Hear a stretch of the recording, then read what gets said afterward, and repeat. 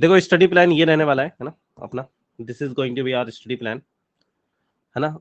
हम क्योंकि 29 जुलाई से स्टार्ट कर रहे हैं तो अगस्त मान सकते हैं ना, तो अगस्त से फेब है ना, 7 मंथ्स है ना। हम चाहे तो 6 मंथ्स में भी कर सकते हैं, पर मतलब बहुत ज्यादा जल्दबाजी का कोई पॉइंट नहीं होता, क्योंकि हम लास्ट 2 ईयर से यही स्टडी प्लान फॉलो कर रहे हैं और लास्ट दोनों सालों में हमारे बहुत अच्छे रिजल्ट आए ना। मतलब इस साल तो बहुत ही अच्छा रिजल्ट है ना। फिजिक्स में ही नहीं अकेला, कि ऐसा ही नहीं कि सिर्फ फिजिक्स में 180 आउट ऑफ 180 आ रहे हैं, इतने सारे बच्चे 170 प्लस मार्क्स ला रहे हैं फिजिक्स में, ओवरऑल भी 700 मार्क्स, 690 प्लस 685, तो बहुत अच्छे अच्छे स्कोर्स आ रहे हैं ना। तो हम वही स्टडी प्लान इस साल भी फॉलो करेंगे। तो अगस्त से फेब मतलब 7 मंथ्स है ना। तो 7 मंथ में हम कंप्लीट सिलेबस करेंगे, कंप्लीट 11 12 है ना सिलेबस, और सारे नीट और एम्स के पीवाई को खत्म करेंगे। आई थिंक तुम्हें ये चीज तो सबको पता ही है कि नीट एग्जाम में प्रीवियस ईयर क्वेश्चन बहुत इंपॉर्टेंट होते हैं, और मार्केट में उसकी एक भी अच्छी किताब नहीं है ना। दुखी बात ये है कि मार्केट में उसकी एक भी अच्छी किताब नहीं है ना। ठीक है, मतलब जितनी भी किताबें उनमें क्वेश्चन ही गलत है कहीं तो, नहीं तो सॉल्यूशन गलत दिया, आंसर गलत दिया, उनको करके उल्टे तुम्हारे फिजिक्स के कॉन्सेप्ट खराब हो जाते हैं। तो ये सारे क्वेश्चन भाई मैंने अपने जो नोट्स है उनमें डाल रखे हैं, स्लाइड्स में जितने भी क्वेश्चन है ना सारे, और उनमें करेक्शन वगैरह कर रखे हैं ना, तो वो सारे मैं तुम्हें क्लास के साथ ही करा दूंगा, और हर साल कराता हूँ मैं, पिछले 2 साल से कंटिन्यूसली करा ही रहा हूँ ये सारी चीजें ना। यही रीजन है कि हमारे बच्चे इतना अच्छा परफॉर्म कर पा रहे हैं, क्योंकि तुम्हें एक्जैक्टली पता होता है यार एग्जाम में क्या आ रहा है ना। ठीक है, हमें एक्जैक्टली एग्जाम के हिसाब से पढ़ना है ना, पर हमें रटना भी नहीं है ना, क्योंकि रट के तुम्हारी फिजिक्स नहीं होती है। रट के तुम कुछ क्वेश्चन कर सकते हो, है ना, 45 50 क्वेश्चन है, तुम कुछ क्वेश्चन कर लोगे, बाकी की नहीं कर पाओगे, बाकी क्वेश्चन सॉल्यूशन देखने के बाद कर लोगे। पर सॉल्यूशन देखने के बाद तो कोई भी कर सकता है ना। पॉइंट तो यही ना कि बिना सॉल्यूशन देखे करना, और वो तभी हो सकता है जब तुम्हारे कॉन्सेप्ट्स क्लियर होंगे। तो पीवाई क्यू सारे भाई क्लास के अंदर ही कर लेंगे हम, है ना, ऑल एंड ऑल ईयर्स के करेंगे, ऐसा नहीं कि सिर्फ लास्ट 10 ईयर्स के करेंगे। अगर तुम देखो तो कई चीजें, कई क्वेश्चन 20 20 22 22 साल भी हूबहू रिपीट होते हैं। ठीक है, और कंप्लीट 11 12 का सिलेबस करने का मतलब ये नहीं है कि सिर्फ मैंने अपनी तरफ से करा दिया। अगर मुझे सिर्फ अपनी तरफ से कराना है तो मैं 3 महीने में भी तुम्हारा सिलेबस करा सकता हूँ। द पॉइंट इज कि जब हम बोलते हैं कि सिलेबस कंप्लीट हो, तो भाई क्वेश्चन तुमसे खुद से सॉल्व होने चाहिए ना, मतलब जो भी चैप्टर पढ़ा दिया उसके क्वेश्चन तुम खुद से सॉल्व कर पा रहे हो, उसके तुम प्रीवियस ईयर के क्वेश्चन लगा पा रहे हो। जब मॉक टेस्ट हो रहे हैं तो उसमें तुम्हारे नंबर आ रहे हैं और इंप्रूवमेंट हो रहा है ना, वो पर्पस होता है। तो जब हम सिलेबस बोलते हैं तो उसमें बहुत सारी चीजें करते हैं ना। We will cover all these things in the classes ना, ये सारी की सारी चीजें हम क्लासेस में करते हैं ना। पिछले 2 साल से भी कर रहे हैं, इस साल भी करेंगे, है ना। जैसे सबसे पहले तो तुम्हें ध्यान रखना है कि नोट्स है ना, और मैं यही बता रहा हूँ यही स्टडी प्लान उन्होंने भी फॉलो करा था, जो स्टडी प्लान में तुम्हें बता रहा हूँ, जो स्टूडेंट्स इस साल 180 आउट ऑफ 180 या फिर 170 प्लस या 160 प्लस मार्क्स ला रहे हैं फिजिक्स में ना। ठीक है, तो सबसे पहले तो तुम्हें ध्यान रखना है तुम्हारे नोट्स आर 100% है ना। और जब मैं बोलता हूँ नोट्स आर 100%, उसका मतलब है if you are attending each and every class, है ना। मतलब पहले तो नोट्स के बाहर से कुछ नहीं आता, तुम्हें नोट्स के बाहर से कुछ भी नहीं पढ़ना, कहीं से भी कोई बुक टच करने की भी जरूरत नहीं है। नोट्स में हर एक चीज रहती है, नोट्स के बाहर से कभी कोई क्वेश्चन नहीं आता। नोट्स के बाहर से कभी कोई क्वेश्चन है ना, क्वेश्चन का डेटा चेंज हो सकता है ना, कॉन्सेप्ट कोई नोट्स के बाहर से नहीं आ सकता। कई क्वेश्चन तो सीधे सीधे डेटा के साथ आ जाते हैं, कई क्वेश्चन इस साल भी आए हैं, भरे भरे आए हुए हैं ना। ठीक है, बाकी ज्यादा से ज्यादा डेटा चेंज होता है और वो सारे के सारे वही रहता है। तो तुम्हें नोट्स के अलावा तो मतलब ये समझ लो नोट्स ही सब कुछ है। नोट्स इतने थरो हैं कि इसके अलावा तुम्हें कुछ नहीं करना। ठीक है, ठीक है, तुम्हें इससे पहले एनसीईआरटी वेनसीईआरटी कुछ भी नहीं पढ़ना।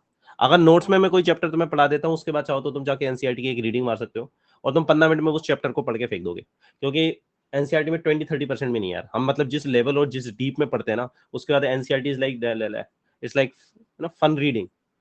15 मिनट में तुम्हें इससे ज्यादा नहीं लगेंगे उस चैप्टर को पढ़ने में, क्योंकि उसमें कुछ है ही नहीं यार। It is very easy, it is very easy, है ना, क्योंकि अपन बहुत डीप डाइव में ना जो कॉन्सेप्ट्स है बहुत डेप्थ में पढ़ेंगे, उनको बहुत डेप्थ में पढ़ने वाले हम कॉन्सेप्ट्स को।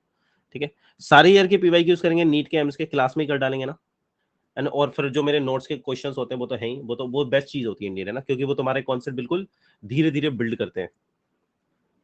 जो कोटा की डीपीपीस होती है हम एग्जैक्टली वही करेंगे, और इंडियन है ना, उनको मैंने अपने नोट्स के हिसाब से रिफाइन कर दिया और भी ज्यादा बेटर कर दिया, है ना।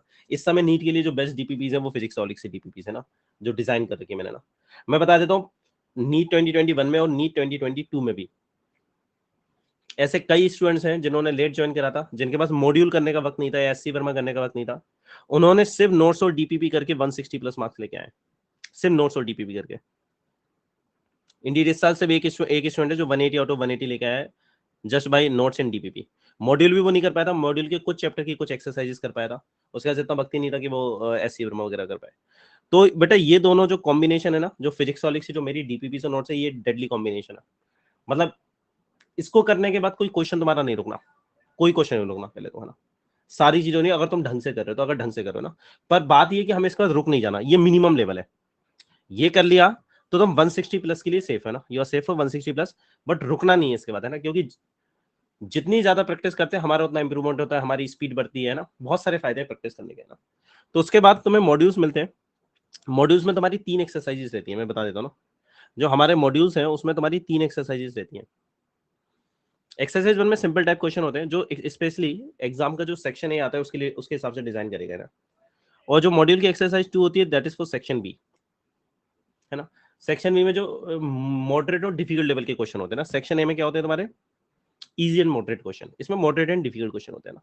तो सेक्शन भी थोड़ी सी डिफिकल्ट होती है ना, ये चैलेंजिंग क्वेश्चन होते हैं। मतलब these questions will not be like your cake walk कि तुमने बस देखा करते गए, तुम्हें हर क्वेश्चन में सोचना पड़ेगा। बट फिजिक्स में वही चीज चाहिए हमको, फिजिक्स में हमें वो सोचने की कैपेबिलिटी चाहिए ना। एक्सरसाइज में तुम्हारे कॉन्फिडेंस बूस्ट करने के लिए होती है, तुम्हारी प्रैक्टिस के लिए होती है ना। उससे तुम्हारे फॉर्मूले और में जो सारे कॉन्सेप्ट वगैरह सब रिकॉल हो जाते हैं, मतलब एक अच्छा रिवीजन हो जाता है इसके थ्रू। इसका जो एक्सरसाइज 3 वो मिसलेनियस है, उसमें match the matrix type question डाल रखे हैं जो तुम्हारे नीट में आते हैं इस साल, है ना। पिछले साल से डली हुई है हमें ना। और तुम्हारे पता है वो भी डले हुए हैं, क्या बोलते हैं, match the matrix and assertion reason statements. ये सारे टाइप के क्वेश्चन रहते हैं एक्सरसाइज 3 में, ठीक है। और नीट और एम्स के पीवाई के तो हम करेंगे, ये मैंने बता ही दिया है ना, ठीक है। तो ये सारी चीजें देखो अपन करने वाले हैं ना। हाँ, जेई मेन के भी पीवाई क्यू करेंगे, वो हम रिवीजन के दौरान करेंगे। जो हम पहला रिवीजन करते हैं उसके दौरान जेई मेन की पीवाई क्यूज करते हैं ना, क्योंकि वो क्वेश्चन भी बार बार एग्जाम में रिपीट होते हैं, बार बार, है ना। सेम के सेम आ जाते हैं, हुबहू क्वेश्चन आ जाते हैं। मतलब जेई मेन के तो इतने क्वेश्चन रिपीट हुए ना नीट एग्जाम में, मैं ये बोल रहा हूँ कि डेटा भी चेंज नहीं होता, ऑप्शन भी ऊपर नीचे नहीं होते, इतने ज्यादा रिपीट होते हैं, इतने ज्यादा रिपीट होते हैं जेई मेन के क्वेश्चन, हुबहू क्वेश्चन रिपीट होता है सीधा सीधा, ठीक है। खैर हमारा पर्पस वो नहीं है क्वेश्चन रिपीट होना, हमारा पर्पस है कि वो सारे कॉन्सेप्ट हमको आने चाहिए जो बार बार एग्जाम में पूछे जाते हैं ना। तो ये भी अपन करेंगे, है ना, रिवीजन के दौरान करेंगे।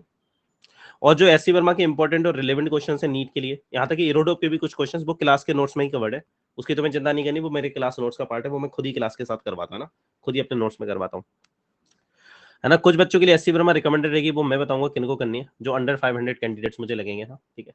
जैसे इस साल भी जो बच्चे हैं, कुछ बच्चे जो 180 लेके आ रहे हैं और 170 प्लस आ रहे हैं, उन लोगों ने एससी वर्मा कर रखी है ना, है ना। वो मॉड्यूल नहीं कर पाए थे, पर वो 2 ईयर स्टूडेंट थे, है ना। जनरली 1 ईयर स्टूडेंट के पास इतना वक्त नहीं होता कि एससी वर्मा कर पाए, पर 2 ईयर स्टूडेंट के बाद अच्छा खासा वक्त होता है ना, जो 11 से ज्वाइन कर लेते हैं, है ना।